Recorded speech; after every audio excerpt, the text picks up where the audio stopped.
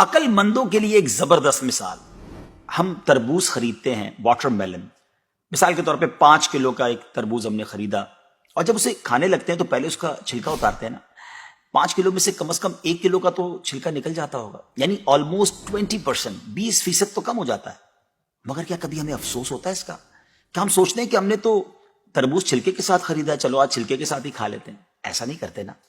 اسی طرح مالٹے کا بھی حال ہے کہ ہم خوشی خوشی سے اس کا چھلکا اتار دیتے ہیں، حالانکہ ہم نے چھلکے سمیت خریدا ہوتا ہے، مگر اس چھلکے کو پھینکتے ہوئے ہمیں کوئی تکلیف نہیں ہوتی. یہی حال مختلف پھل اور سبزیوں کا ہے.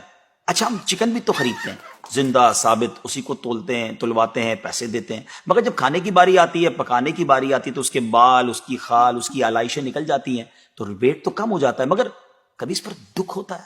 نہیں نا. تو پھر 40,000 میں سے 1,000 دینے پر، 1,00,000 میں سے صرف 2,500 دینے پر ہمیں کیوں بہت تکلیف ہوتی ہے؟ حالانکہ یہ صرف 2.5% تو بنتا ہے، یعنی 100 روپے میں سے صرف 2.5 روپے.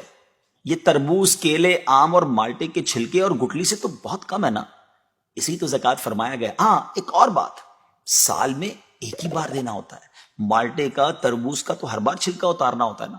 یہ 100 روپے میں سے 2.5 روپے یا 1,00,000 میں سے 2,500 روپے سال میں ایک ہی بار دینا ہوتا ہے، اور اسی کو زکوٰۃ کہا گیا.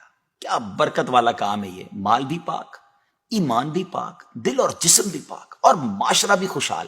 اتنی معمولی رقم، یعنی 40 روپے میں سے صرف 1 روپے، اور فائدے کتنے زیادہ، اجر کتنا زیادہ، برکت کتنی زیادہ. تو اب اپنی زکوٰۃ ہم نے پوری دینی ہے.